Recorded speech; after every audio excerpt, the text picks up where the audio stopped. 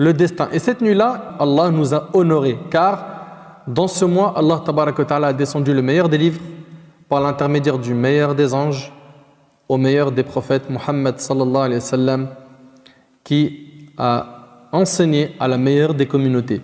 Cette nuit a regroupé tous les honneurs. Il est important de signaler que la nuit du destin, et notamment la nuit où le destin et le sort de chaque membre de la communauté sont tracés l'année qui suit. Bon, maintenant, on veut savoir comment gagner la récompense de cette nuit. Alors écoute attentivement.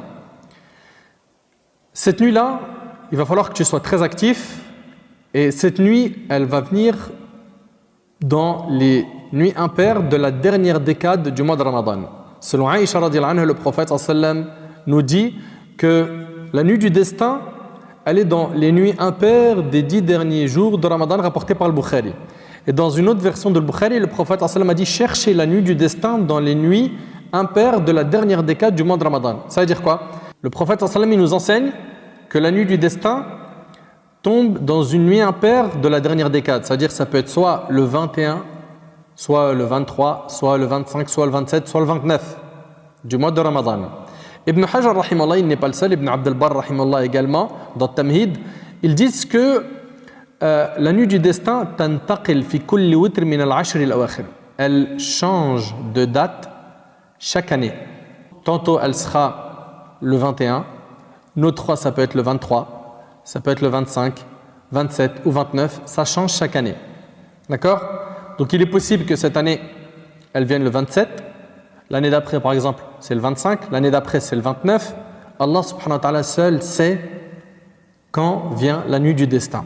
Et d'ailleurs, il y a une grande sagesse dans le fait qu'Allah tabaraka wa ta'ala a caché cette nuit. Pourquoi? Pour qu'on fasse des efforts dans toutes les nuits impaires des 10 derniers jours. Car si il y avait un texte clair qui disait c'est uniquement le 27 ou uniquement le 23, les gens ils auraient fait des efforts pour le 23 et après c'est terminé. Disparition de la mosquée et des efforts pendant Ramadan. C'est vrai qu'on trouve un hadith où Ubay ibn Ka'b radiyallahu anhu, et c'est rapporté par l'imam Muslim, il dit par Allah c'est une nuit de Ramadan, par Allah je sais de quelle nuit il s'agit. C'est la nuit que le prophète sallallahu alayhi wa sallam nous avait recommandé de veiller en prière et en adoration, à savoir la nuit du 27 de Ramadan.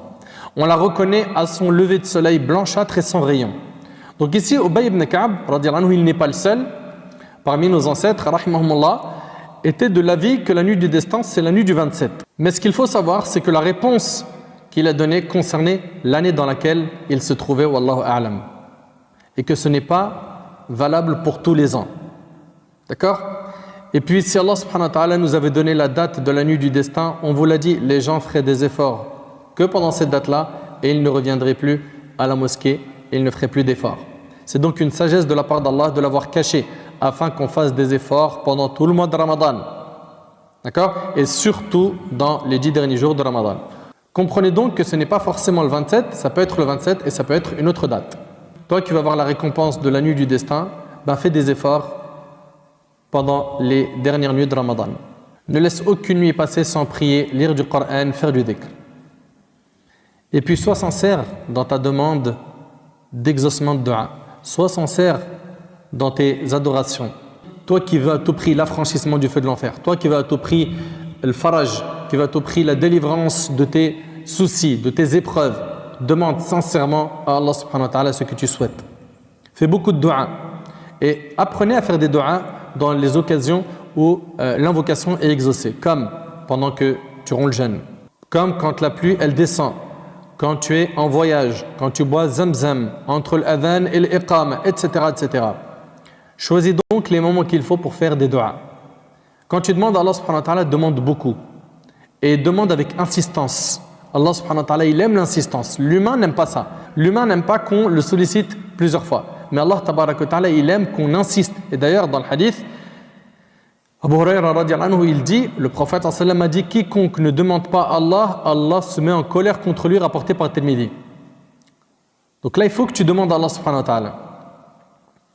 À celui et celles qui veulent gagner la récompense de la nuit du destin, qu'ils apprennent la valeur de cette nuit afin de bien se préparer à l'accueillir.